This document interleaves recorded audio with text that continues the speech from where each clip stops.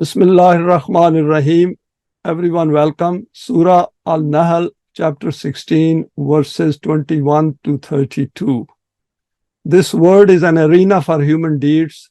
The next life depends on these deeds.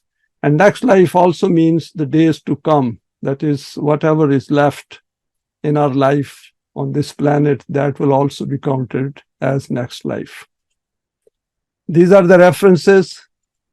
And this is our contact in case there is any query or question regarding this presentation or any of the previous presentations. A recap of verses 10 to 20. For the finite physical life of man, there are means of sustenance kept within the earth, and this includes the supply of water for various uses through a sustainable natural hydrological cycle. Through this, all kinds of fruit trees and vegetation grow on the face of the planet for his benefit. He needs to profoundly reflect on all these signs. They point to the universe being al-Haq. So while we are utilizing some of the means of sustenance on this planet, Allah wants us to also reflect on that why are these over there for us, and what are the signs within them? What is their composition? How do these grow? How these become sustainable? So all these issues are important to pay attention because we have cognitive abilities, and unless we use those, we cannot develop them. The gigantic solar system is carrying out its duties to provide service to man free from any contribution from him. He can draw benefits by gaining knowledge. There are a number of things which are given free to us, including the planet itself, and we should reflect on that aspect as well. The earth itself is serving as an abode for mankind with the means of sustenance for everyone, and this includes what is found in the oceans as seafood. To be shared freely and judiciously, the stars are there to provide guidance at night, and of course, these provide beauty as well. It is important for man to recognize his own creative potentials and appreciate Allah's creation around him, and also to reflect on his own psyche. This will help him to find a higher aim in life, a core purpose which provides meaning to his life and also meaning within his life. Having acquired this higher understanding, he will then come to grips with understanding the creative process by Allah in the universe and beyond. This should be part of his self-development process. An overview of today's presentation. Human beings degrade themselves when they willingly accept man-made laws and other human beings as their Ilah, that is God. Ilah, we should keep in mind that this term, which is used in the Quran, means the rule of someone. If we accept the rule of someone, then he becomes Ilah. For example, our own belief system becomes our Ilah, our desires become our Ilah because we start to follow them. Some even accept those as Allah who are dead. Allah exists, and not accepting his rule for obedience leads to problems in the world, as without the guidance of the Quran, man can never create a world which is free from chaos, conflict, fear, and Huzn. This is an important aspect of living in today's world, and in fact, living in any era, that if there is a chaos, conflict, fear, and Huzn, and there are problems in the human world, then these are created by human beings and without the use of Allah's guidance. We need to keep analyzing man-made systems to acquire a very high level of conviction about the Quran and Eimaan in it. People who reject the Quranic guidance after going through it take it lightly and think these are the tales of the ancients in it. And that is an important aspect which we need to keep in mind, is that those who do not have access to Quranic guidance, their case is different. But those who have known it and then reject it, they do a great loss to their own self. The Quran makes it clear that such people not only carry their own burdens with them, but they also share the burdens of those others whom they misguide. This misguidance of people leads to an increase in problems in the world with the passage of time. So this rejection of Quranic guidance or ignoring it, we should start thinking that we are contributing to the problems which are already existing in the world. So this thing becomes very serious, and then thinking that the life will end with death. And if there is another life beyond death, then where do we stand vis-a-vis that life? as time passes, the results of their deeds begin to appear before them and ultimately lead to their elimination through destruction. This is based on historical evidence. The point which Quran repeatedly makes is that collectively, of course, there is also end to every civilization which works outside the divine guidance. But as individuals, we are going to leave this world. We are going to die, whatever our outlook may be, whatever our beliefs may be. And that is where we should concentrate as individuals. For those who follow the path of the Quran, there is good news, and they are rewarded both in this life as well as in the life of the hereafter. Now let us go to the first verse of today's presentation. Human life is about selecting right Ilah, that whom we select as our model in our life. Amwatun ghairu ahyain wa ma yasharuna ayyana yubasun. The condition of these people is such that not only do they seek their wishes from those who are alive, they even seek them from those who are dead and view them as partners of Allah. Those deceased ones who never mind having knowledge about other matters do not even know this much about themselves as to when they will be raised up again. Expanding this verse a bit further, recall that in the previous verse, that is 16:20, it was noted that وَالَّذِينَ يَدْعُونَ مِن دُونِ اللَّهِ لَا يَخْلُقُونَ شَيْئًا وَهُمْ يُخْلَقُونَ. That these people who link their needs to powers other than Him, that is Allah, and call to them for assistance, these cannot create anything as they are themselves a creation. So over here, the Quran had drawn our attention that you are a special creation as human beings because you have the capacity to create further. And particularly in the physical domain, we create a lot.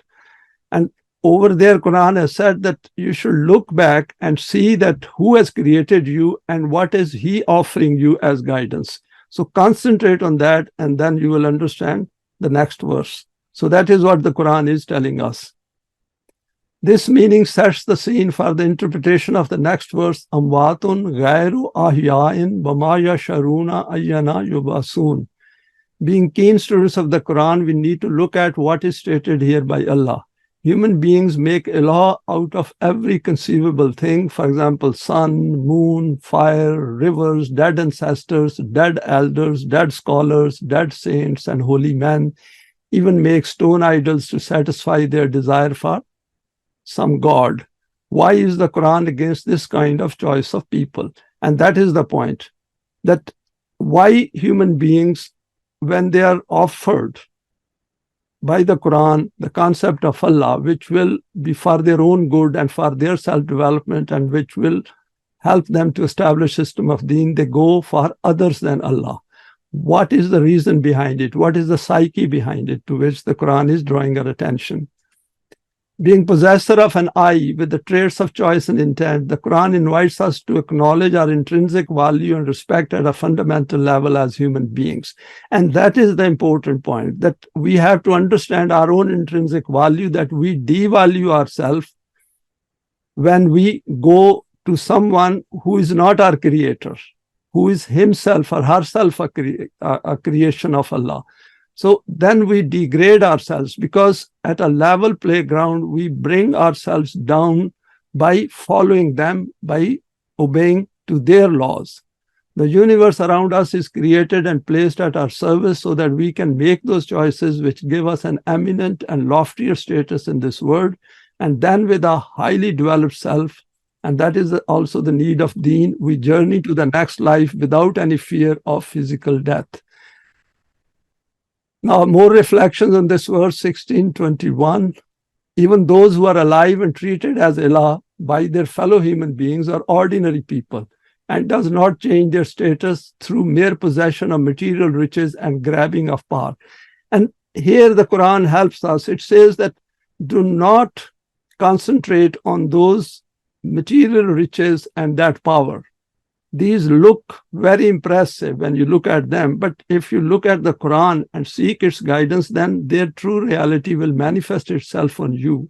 And you will realize that all of you, all human beings, have the same ability of choosing and have intent and making decisions. then why should they obey those laws which are made by these people in power? And this is the way the system is made, because this world is a testing ground, a testing domain for each one of us to test our own abilities and potentials. So this aspect is part of that testing, that how much our potentials have been developed and how do we come out of this mess which human beings have created around us. This is the point to which the Quran is drawing our attention. Otherwise, Allah knows that most of mankind will not find any attraction in the message of the book.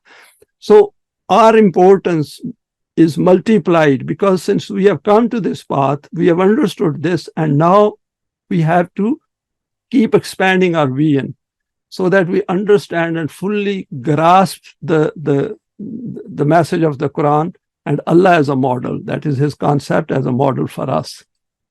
Another interesting aspect is that these are lifeless people, despite having a physical existence.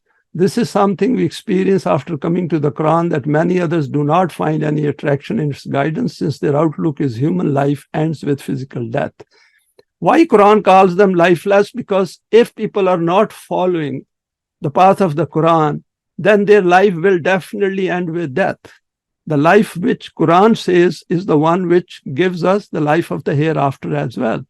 And that is where, if we concentrate, we will see that all these people in power who are creating problems in the world have no life beyond death. And the life they have over here is just a physical existence, and which is an animalistic level of living. And we have gone over these points many times before.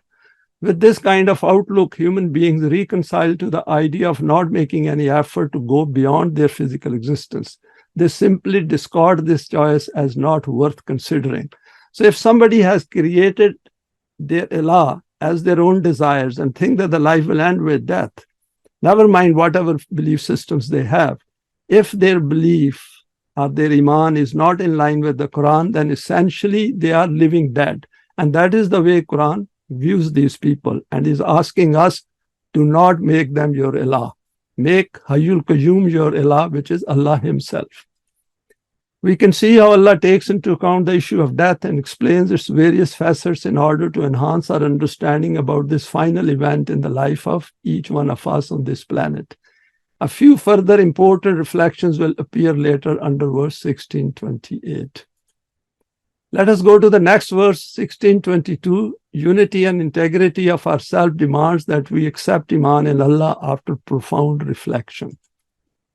Ilahukum ilahun wahidun fallazina la yuminuna bil akhirati qulubuhum munkiratun wa hum mustakbirun. Therefore, understand this truth well, that there is only one being in the universe who possesses authority over you. That is the being of Allah. Despite these reasonings and evidences, those people who only keep immediate interests in mind and have no Iman in the life of the future, the reason for this is that their selfish intellect teaches them deceptions. And on those crutches, they become high-handed and resort to arrogance and transgression. Only one authority to be accepted, that is, Allah is the only Ilah in the universe. It's a difficult concept initially, but when we make an effort by looking at the signs around us and the signs within us and then reading through the Quran, then things gradually become clearer and clearer. The issue is that we have to make an effort, because Quran has said, Laisal insana illa ma sa'a.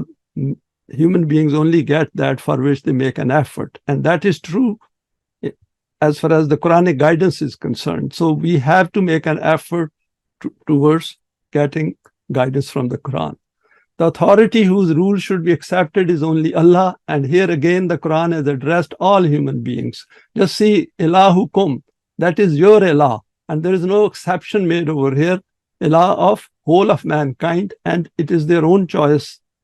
Every individual in the world has their own choice whether they accept Allah as their Ilah or not, i.e. your Ilah, and we know Ilah means that whose authority and rule should be obeyed willingly, without compulsion. Only Allah provides the criterion for right and wrong based on evidence. So horrendous responsibility comes on us to first come to grips with this concept and then pass it on to others and to explain to them. And we cannot explain to them unless we fully grasp ourselves, and we also acquire that self which is based on Iman and then strengthened through solid deeds. Verses like this need to be comprehended at the level of the self by involving both the intellectual and emotive side of our cognition. The reason is that this theme is repeated in different forms and styles throughout the Quran. The question which may arise in some minds is that why is there so much emphasis on this aspect of oneness of Allah? Under man-made systems, we pick up all kinds of belief systems which find their abode within our consciousness. And we can look at that because if we use the Quranic criterion, we can see that what all was in our own consciousness before coming to the Quran. These ideas, beliefs, ideologies, concepts, doctrines, everything conceivable, etc., are there to help us get through our daily life by conforming to the relative values of these systems. Because we conform to the man-made systems because of benefits associated with that, and because the success is defined through the mechanistic way of living. But Quran is asking us that to move away from that cognitively. At a thought level, we have to move away and try to understand that only Allah's rule should be accepted, and only then the problems in the man-made world will disappear. This gives birth to a psyche which has mutually conflicting beliefs residing within it, and thus there is no unity in outlook, which gradually leads to psychological issues in many cases, and also it has an impact on self. The Quran presents a factual concept of Allah before us, together with the immutable permanent values. And since our self has all the latent potential to accept the guidance of Allah, hence we can make this choice and benefit from it. Some more reflections on this verse. Here in this verse, it is pointed out to us that those who do not accept the continuation of human life beyond physical death manifest the weaknesses of such a psyche of theirs. And we can see those weaknesses. Because if people think that the life will end with death, then obviously their efforts will all be directed to get the maximum benefits in this life, never mind in the process how many are enslaved and how many are killed. Firstly, they do not recognize the existence of a self within them, and hence the need to develop it never arises in the first instance. Secondly, living physical life thinking that this will end with death creates a certain amount of desperation for obtaining quick benefits. Such people, despite seeing signs, are there to help them bring out their best around them as they live their life, ignore these and pursue the path of their desires, and thus keep creating problems in the world. Thirdly, they become arrogant and egotistical. This is the natural consequence of it, that people who acquire power, they are going to become arrogant and egotistical because that is the way human beings behave without the guidance of Allah, because we have to overcome these tendencies and proclivities within us which are kept at a very fundamental default level, which leads to the creation of problems in society. This issue we more or less refer to in every presentation, and the reason for that is that this has to be iterated so that it gets into our mind, and when it comes to observing others as well explaining to others, we have to point it out to them that this is how human beings are at a basic level. So if they are happy with their own arrogance and egotism, then that is fine, but at least it should be pointed out to them. If such people gain power, they create chaos and conflicts. We observe the evidence of this in today's world. What is stated in the Quran is universal, and this will be the case for all times, i.e., these kinds of human beings who think life ends with death will manifest such traits. There is a term used in the verse mustakbirun, also means that people wish to have their superiority accepted without producing any constructive results, and this is called tyranny. Nothing in the human world goes unaccounted for. That's the next verse, 16:23. La jarama annallaha ya'lamu ma yusirruna wa ma yulinuna innahu la yuhibbul mustakbirin. But these people will not agree to acknowledge what the root cause is for their non-acceptance of this system. But Allah is not unaware of their state of mind. He knows what transpires in their hearts and what they manifest. These people who adopt arrogance and transgression in this way can never be declared as acceptable in the sight of Allah. Verse I have highlighted is Innahu la yuhibbul mustakbirin. The translations, normal translations, do not do justice to this word yuhibbu. It means that they have to be compatible with the laws of Allah and to get maximum benefits out of it. Further reflections on this verse 1623. Part of this aspect has been discussed under verse 1619. Here the Quran has pointed to another important aspect, linking it to mustakbirun, i.e. when human beings do not take their own accountability into account and think they can get away with their evil deeds, they acquire a particular kind of psyche of wielding illegitimate power. And we see it in every country and in every society on the planet. And this is the reason which creates and leads to problems. We are invited to convince ourselves through study and evidence that the human personality is affected by a non-Quranic character and conduct, and nothing escapes the grip of the law of requital. Hence, it is important to become fully aware of its functioning so that we start to draw benefits from our daily living. Whatever the Quran tells us in terms of providing guidance to ourselves, it is directed to bring about a change in our psyche and outlook. Since its aim is to help us to get the maximum out of this life, part of this effort is to make us highly aware of our thoughts and deeds, which play a basic role in the development of the self. Thus, towards the end of this verse, it is stated, La yuhibbul mustakbirin. Arrogance and haughtiness will be the outcome of following the non-Quranic path, and such conduct will not have the approval of Allah, i.e., it is a path of total loss in life. All deeds go to waste. Next two verses, 16, 24 and 25, those who discount the guidance of Allah.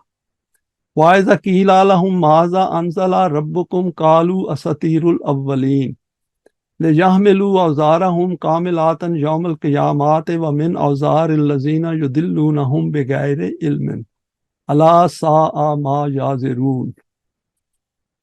And when it is said to them that just reflect on that which your Rabb has sent down, those sentiments agitate in their hearts which are mentioned earlier, but they only nod their heads, saying that these are tales of the ancients. What more is there in this other than that? By saying this, these people remain stuck themselves on the wrong path, and because they hold a prominent status within society, the populace also treads on the wrong path due to their example. These are the people who, at the time of the manifestation of outcomes, will be carrying the full burden of their own deeds on their backs, as well as a part of the burden of the deeds of those people whom they are misguiding due to ignorance. There is a high responsibility on each one of us within the sphere of our responsibility, even within the man-made world. So Quran is pointing to that and saying that don't consider that Quran is full of the stories of the previous nations. There's more to it. How evil is this burden which these people have laden themselves with? Because Quran is explaining this from a well-informed position of Allah Himself, that how these human beings are heading towards their death and what loss they are incurring on their own self. Verses 24-25, expanding it further. Continuing from the previous verse, here the disapproval of Allah is further elaborated for our guidance. For education and training, we are informed that those who hear the message of their Rabb and are told about the importance of all the issues related to the means of sustenance, they disbelieve it and think, how can Allah send down a revelation as guidance for such matters? If we look around at the world of 2023, there is hardly anyone pointing to the problems of extreme poverty and exploitation in the world, as this does not fit into the agendas pursued by unbridled minds in the world. Why is it so? Because they are mustakbirun. What comes out from their tongues is that this Quran is about the tales of the ancients and it has nothing to do with us. We can recognize such people who may not say this openly, but we can judge them by their conduct. Even many among those who read the Quran and engage in discourse about the accounts of the past noted in the Quran, but will not come to the system of Deen. Many do not see anything wrong with the man-made world as they are beneficiaries of the capitalist system. And this is very deceptive, because then human beings tend to forget that they have only a finite time to live in this world and they have to leave it at some point in time in the future. Some more reflections on these two verses. Next, the Quran issues a clear verdict on such people and declares that these people carry the burden of their deeds as per the law of requital, and they also carry part of the burden of those whom they mislead during the course of their life. An important aspect which is implicit in this verse is that we all possess the potential to understand the message of the Quran, which is very simple and direct at a basic level. For this, we do not have to be fluent in Arabic or to be literate. The issue here is a basic one, i.e., holding oneself responsible for one's own deeds and bearing in mind that our life continues at the level of the self beyond our physical death. Then doing such deeds which enhance our understanding of the human organism on the face of the planet, i.e., becoming extremely conscious of the state of yatim and miskeen created by the man-made system. For this, we do not have to go very far from where we live to find evidence. The address of the verses is in the collective form, while holding each individual responsible for his own deeds. This is something we need to keep reminding ourselves about as students of the Quranic system of Deen. Let us go to the next verse, 1626. Ignoring human accountability leads to disastrous results in life. قَدْ مَكَرَ الَّذِينَ مِنْ قَبْلِهِمْ فَأَتَى اللَّهُ بُنْيَانَهُمْ مِنَ الْقَوَاعِدِ فَخَرَّ عَلَيْهِمُ السَّقْفُ مِنْ فَوْقِهِمْ وَأَتَاهُمُ الْعَذَابُ مِنْ حَيْثُ لَا يَشْعُرُونَ. Whatever these people are doing, it is not something new. Nations before them have also adopted this kind of diplomacy. Its consequence was that the laws of Allah shattered the very foundations of the edifice of this system, and its roots came tumbling down on top of them. From their own side, they had premeditated every possible kind of trick so that their system does not become destroyed. But the punishment of destruction and annihilation descended upon them from those paths which were not in their minds and consciousness. Very powerful verse, and let us look at some more aspects of this. Few more reflections on this verse, 1626. Here Allah has asked us as the addressees to look at what happened in the past, and this includes recent as well as past history of mankind. What happened to former nations and what is going on with nations right in front of us in this world. An interesting word is used here, makar al-lazina, those who plot, i.e., whatever people in power and act without the guidance of the wahi of Allah. This word makara is also used by Allah about his own planning as well. But over here we have to see the context that these are for those people who create chaos and conflict in the world. Those who plot, i.e., whatever people in power and act without the guidance of the way of Allah. And so this is how we need to look critically at this whole man-made edifice. They thought that they are and were doing great in terms of technology, prosperity for the few at the top, weapons of mass destruction to provide them with a false sense of security and protection. All these were raised on flimsy foundations, and since these were not supported by the permanent values, hence these came tumbling down into their own foundations. Allah does not do injustice to people. It is people themselves who do wrong to their own selves. And we have gone over this aspect under Surah Yunus. This wrath, created by their own hands, descended on them from above and seized them from directions they had not identified. Why did they not perceive it coming? And this is an interesting question which we need to answer for our own selves, that why people, the things are so obvious that some of the things which are being done are extremely wrong, and the effects are also showing up in the society. Despite that, they keep insisting on that. Continuing with the same theme, here we need to reflect on the Quranic language used to describe that human psyche which invites self-destruction and does not wish to be fully conscious of it. وَتَعَهُمُ الْعَذَابُ مِنْ حَيْثُ لَا يَشْعُرُونَ. The destruction arrived from directions about which they had never thought.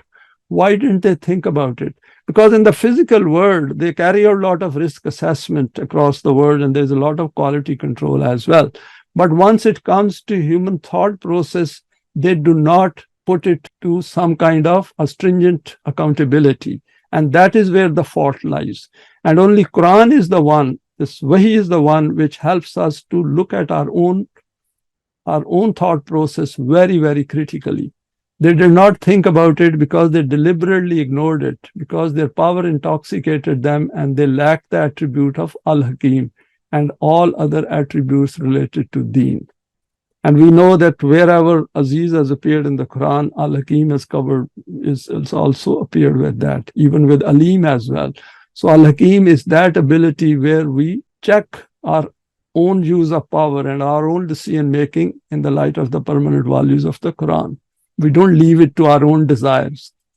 Another aspect to be noted is that if people are on this path of self-destruction and are not even conscious of it, can it lead to success in the hereafter?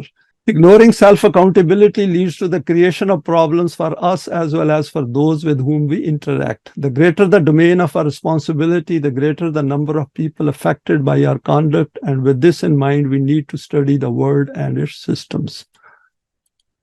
Being crystal clear in our minds as students of the Quran is important, as this helps to acquire a wider understanding of the issues we are faced with in the word, and this strengthens our conviction in the permanent values. Let us go to the next verse, 1627. Ultimately, the outcomes of deeds catch up. Summa yawmal qiyamati yukhzihim wa yakulu aina shurakai allazina kuntum tushakkuna fihim qala allazina utul ilma innal khizya al yawma was-su'a alal kafirin. What happened to those people is the same as that which is about to happen to these people too. At the time of the manifestation of results, all kinds of devastations will also fall into their share. At that time, they will be asked, where are your supporters and helpers whom you used to consider in your own minds as partners with Allah, and on the strength of whom you used to oppose His system? Those people who possess knowledge of the reality know well that at that time, all kinds of humiliations will be for those people who oppose the system of Haqq and truth. Further reflections on this verse. This aspect of human psyche has been mentioned previously as well. Here the Quran has mentioned Yawm al-Qiyamah. Normally this is translated as the Day of Judgment. However, as we know, this is the point in time when the results of our deeds manifest their results, and this could take place in this earthly life as well. So whenever the consequences, outcomes of our deeds show up collectively, then that becomes the day of our judgment, even in this life. And of course, in the hereafter, these will appear in relation to ourself. Because Allah invites us to work for the establishment of the system of Deen, anyone who hampers this path despite possessing the potentials to be helpful and is considered to be the opponent of Allah Himself. This is something very serious, as it means that the self of such people cannot develop and in fact degrades itself severely. Next is, in the second part of the verse, the Quran has asked us to gain knowledge so that we are in the position to be able to warn others. And by treading on the path of Allah, we acquire a better understanding through evaluation of the evidence about events. And this gaining of knowledge is a pleasure as well, because the realities of our own existence manifest on us. And we come to this conclusion that we are, as individuals, very important creation of Allah. And this motivates us. So this is something which we have to make an effort, not being forced on us, not mechanically, but willingly. As time passes, the law of requital keeps accumulating the outcomes of the deeds of those who have been warned. Those on the correct path start to obtain the good recompense of their deeds, while the others are confronted with the consequences of their evil doings. Next two verses, 28 and 29, a meaningless life ends in regrets and disappointments. Allazina tatawaffahumul malaikatu zalimi anfusihim fa'alqu salama ma kunna na'malu min su'in bala inna Allaha alimun bima kuntum ta'malun fadkhulu abwaba jahannama khalidina fiha fala bisa maswal mutakabbirin. In other words, for those people who think that they are resorting to excesses against others, whereas that excess is against their own self, they keep treading on this same path until such a time that the angels of death come and stand before them. At that time, these people will shriek that we too adopt obedience to this system and will protest that we never used to do anything wrong. it will be said to them that what you say is incorrect. The law of requital of Allah knows well all that you used to do. Now you will have to enter the hell of destruction and ruin and will have to remain here.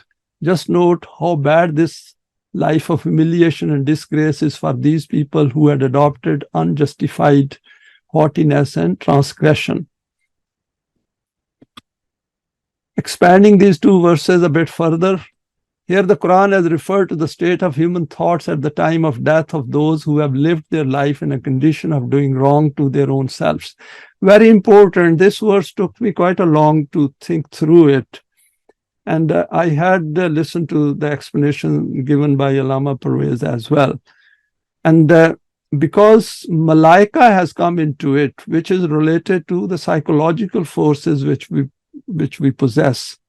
So whatever these people do, these are the ones which leave an imprint on their own self. And when death comes, and death, of course, is considered to be a sad event because of our self-preservation. We want to keep living in this life forever, particularly if we are the beneficiaries of the system. Otherwise, people commit suicide as well. So that is something which we should keep in mind as we go through these comments. The state of their own psyche, referred to as Malaika of death, all the contents of their psyche will become a witness to their own eye and the futility of their life, which was lived without a higher purpose, and its deeds will create hopelessness. We have the latent potentials for recognizing the higher purpose of life, the ability to understand the concept of Allah, and the logical conclusion about the existence of the life of the hereafter. The ability to figure out the existence of a self within us. This is something very important for us to keep it in focus, since we have come to the Quran. And what happened in our case is that all those potentials which are related to recognizing the concept of Allah given in the Quran and the life of the hereafter, we have been able to bring it out and display it within us. And that is why we have made use of that aspect. If we do not make use of that aspect, then that creates uncertainty within us, because then we think that this is a very silly way of living, that our life will end with death. For the students of the system of Deen, it is easy to understand this state of mind by relating it to their self-developed state. From whatever the level of self-development we have achieved through the application of Quranic understanding, we can easily discern the absence of these aspects of human character in those who have either rejected it or postponed it. Further reflections on these two verses. Here the Quran has said that some may think that even at that late stage of their life, maybe they could do something about it. But here the answer is a very firm no, as the stream of life only flows forward. It cannot stop or reverse its flow. We remember that the Quran has even warned Mu'mineen to value the passing time and to not delay or put off what good they can do on the path of Allah. We have gone through these verses under Surah Munafiqun, and it's worth keeping those in mind all the time. The next verse passes the verdict of condemnation on such people and tells us that without a self which meets the requirements of the life of the hereafter, there is nothing for such individuals there. And this is based on evidence, because in our own cases as well, those who held previously some different belief system, for example, the religious belief system, we can find a tremendous change within ourselves. So we cannot ignore that, because after all, whatever we do in this life, it is through our power of perception. Everything which we do is creating and affecting our personality, our self, our outlook, our sense of being. So that is where we need to concentrate, because when we die, this is the one which is going to go forward, which is going to live, which is not going to die with our physical death. It is interesting that there is more than one gate into Jahannam, i.e. people approach their end with different kinds of burdens earned during earthly life. The word used over there is abwabun, which is a plural of bab. By mentioning al-mutakabbirin, the Quran has asked us to eliminate any of these tendencies and to also warn others, as arrogance and egotism put barriers in front of us and we fail to see that which is obvious in our life. These are weaknesses which exist in us, and we need to recognize them and then overcome them in order to obtain benefit from Quranic guidance. Next two verses, 30 and 31, how mu'mineen respond. And these are beautiful verses for us as students of the Quran. وَقِيلَ لِلَّذِينَ اتَّقَوْا مَاذَا أَنزَلَ رَبُّكُمْ قَالُوا خَيْرًا لِلَّذِينَ أَحْسَنُوا فِي هَٰذِهِ الدُّنْيَا حَسَنَاتٌ وَالدَّارُ الْآخِرَةُ خَيْرٌ وَلَنِعْمَ دَارُ الْمُتَّقِينَ جَنَّةُ عَدْنٍ يَدْخُلُونَهَا تَجْرِي مِن تَحْتِهَا الْأَنْهَارُ لَهُمْ فِيهَا مَا يَشَاءُونَ كَذَلِكَ يَجْزِي اللَّهُ الْمُتَّقِينَ.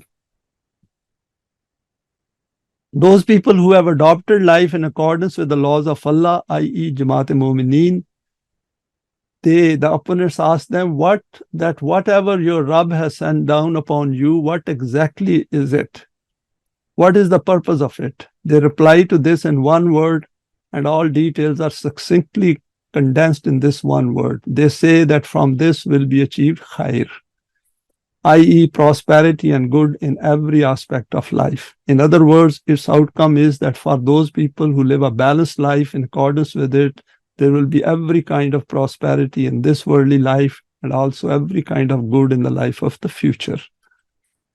How prosperous will be the abode of those who live their life according to the divine laws. In other words, beauties of perennial gardens in whose bounties there will never be any decrease, in which they will receive whatever they desire. The law of requital of Allah recompenses muttaqeen for their balanced deeds in this way. And over here, there is one interesting aspect is that even in this life, as students of the Quran, we can appreciate the creation around us in the world, despite the problems and conflicts of the man-made system. 1630-31, further reflections on these two verses. In a beautiful style, the Quran has noted the sentiments of mu'mineen that when they are asked about Allah's guidance, they respond by saying all that which is good in life. And the words used are khairan. It's worth looking at this word, this term in Lughatul Quran, because there is a lot into it. The choice also comes into it, that something which gives us that choice by which we multiply our own potentials, our own abilities. We grow and keep growing, and we also are aware of that growth. It is not something which is not tangible. We know it is growing, and our personality keeps changing and expanding to understand the issues facing us. What does that good encompass? The good and balanced recipe for life in this world, and since this life is all about development of the self, hence assurance of the hereafter is built within it. Then it is summed up by stating that this abode of the hereafter is meant for those who have decided to become muttaqeen. And we know that what muttaqeen are. Verse in Surah Al-Baqarah 177, we should go through it a number of times. If we remember that this is the theme with which the Quran has commenced its teaching, right at the beginning in Surah Al-Baqarah, Quran says, ذَلِكَ الْكِتَابُ لَا رَيْبَ فِيهِ هُدًى لِلْمُتَّقِينَ. This is the book in which there is no doubt. It removes all kinds of conjectures, doubts, suspicions, zan, and which contains guidance for those who wish to become muttaqeen. So there is a desire over there to become that. So becoming, achieving is the continuous theme of the Quran for mu'mineen. What is the speciality of this Jannat? Whatever these muttaqeen will wish, they will find it there. This point needs further elaboration with reference to this life, as one may think that it relates to the next life. Not at all. Here the Quran has pointed to this fact that these muttaqeen are those who have brought their unbridled desires within the confines of the permanent values, which have infused a new life in their self. And this self of theirs has transformed into that one which is compatible with the Quranic self. So they have turned their Ilah, that is their own desires as Ilah, into the concept of Allah, and have willingly, under no compulsion, said that this Quran's guidance is for me, for us, and we will make ourselves available as companions of Allah on this path. And then everything starts falling in place, because now their unbridled desires are not unbridled anymore. They have now come within the confines of the permanent values of the Quran. This is something which is very motivating and is a great incentive to keep firmly on this path of Allah and then see how things turn up in later part of our life. Few more comments. How does this transformation look to a moment's self? Since this transformation takes place after abandoning the path of non-Quranic values, hence the change within oneself becomes evidence of its own transformation. Verse 2, 177, as I said previously, throws some light on the salient features of this transformation on the path to becoming muttaqeen. The first step is to accept Iman precisely in line with the direction of the Quran. This will lead to coming to grips with understanding the problems created by the man-devised systems. In the second step, one will understand the responsibilities which Allah has outlined in the Quran and which are meant to be performed willingly as a consequence of accepting Iman by mu'mineen after becoming muttaqeen. In the third step, coming to grips with the outline of the system of deen and to join those who are on this path, continuing to do saleh deeds on this path in order to achieve two purposes. Firstly, to understand the issues faced by humanity, and secondly, to keep developing oneself by checking against the criterion laid down by the Quran. This includes enhancing understanding of the Quranic value system on a continuous basis. Now, last verse for today's presentation, Jannat is based on the outcomes of our deeds, 1632. Allazina tatawaffahumul malaikatu tayyibina yakuluna salamun alaykum udkhulul jannata bima kuntum ta'malun. This means that due to the balanced conduct of these people, leaving aside their life, their death is also very pleasant and peaceful. Malaika provide them with glad tidings of peace and tranquility and say to them that in return for your deeds, live and remain in paradise. Just to reflect how different will be the life of these two categories of people in this world and in the hereafter, i.e. those who reject the laws of Allah and those who conform to these laws. Embracing death with a developed self. It was quite difficult to give this title to this verse when I was putting some reflections under this verse, because it's a very powerful verse and there is a lot of reality explained about the human existence. And we will be reflecting on this as we go through the Quran. This verse points to a state of joy and happiness faced by those who have followed the path of the Quran and made efforts in the direction of the system of deen, whether they succeeded or not. And this success is, we should keep in mind, is from the worldly point of view. Whereas if we check this success from the Quranic point of view, then our efforts never go wasted, whether the system of deen gets established during our lifetime or not. And we have gone through some of the accounts of the messengers where all of the towns were destroyed and only few mu'mineen escaped, and then they went somewhere else and established themselves in a small community. So we should not try to measure success in relation to the way it is defined in the physical world or mechanistically. What is important over here is that how do we make effort on this path and keep following the permanent values of the Quran by coming together, and despite the constraints of the man-made system, whatever we can do, we should make our means available and also keep developing ourselves. They are welcomed by Malaika with the confirmation that their self is in that state of development where further progressive evolution is awaiting them. What are these Malaika? Let us refer to another verse. Inna allazina qalu rabbuna Allahu summa istaqamu tatanazzalu alayhimul malaikatu. And we can look at rest of the verse under 41:30. Those who say our Rabb is Allah and then stand firm, Malaika descend on them. These are those inner psychological forces or drives which make us tread on this chosen path of Rububiyyat, i.e. the focus is deen, and knowing that if we do not do this, then mankind will continue to suffer. What is that motivation and drive? That is the one which is making us to come together and share this presentation. And this is how we should look at it, that what is within us which is asking us that no, we cannot give up this path. This is the path for us and we will never give it up and will always be part of it till the time we leave this life. The next verse is Nahnu awliyaukum fil hayati dunya wa fil akhirati wa lakum fiha ma tashtahi anfusukum. We, that is Malaika, are your companions in this life and the hereafter. And this is a beautiful reality which is explained to us by the Quran, that once you come onto this path, that motivation, that drive within you to remain on this path firmly and give up all that which others are following conceptually while you are earning your living within a man-made system, that is of no consequence. What is important is that inner change will help in fulfilling whatever you wish. This refers to the self-development aspect, that if these are those psychological forces, then these psychological forces now are residing within us, and they are not going to leave us till the time we leave this life, and will continue with us to the next. And see how beautifully the Quran is explaining the reality of the hereafter in this life as well as in the next life.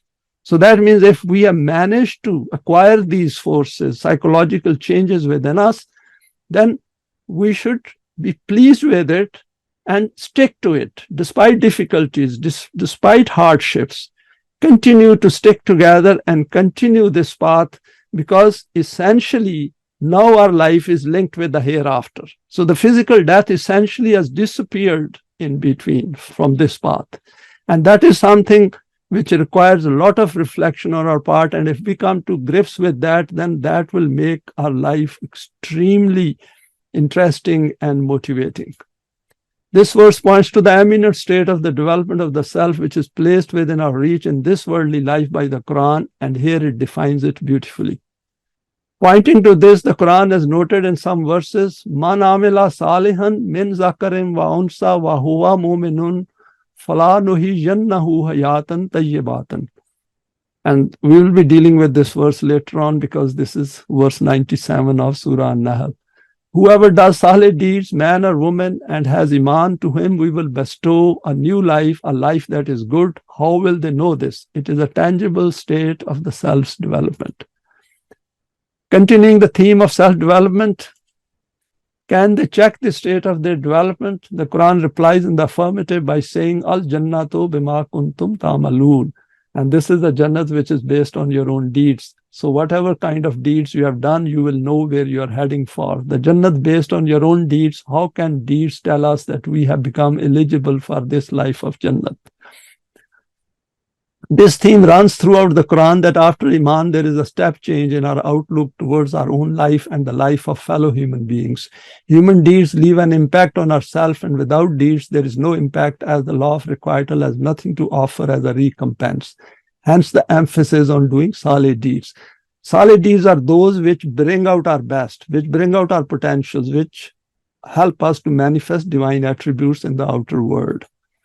By doing salih deeds, we take control of our own psyche and life, and this empowers us immensely only if we learn how to check the state of development of ourselves using the Quran. And we as students of the Quran now can easily do it, because we have gone through these aspects a number of times, that how do we check our own self-development. This is that empowerment which made the moment in the court of Pharaoh stand up for haqq and warned everyone that their path is wrong and will bear destructive results. It put Pharaoh on the defensive for a while, and then he again got back into his evil path. And finally, all efforts made collectively on this path of Allah can never go to waste. With that, we come to the end of this presentation. Thanks for your time and for sharing this today. Please feel free to share it with your contacts. You may like to subscribe for future talks related to the Quranic system of Deen. Thank you.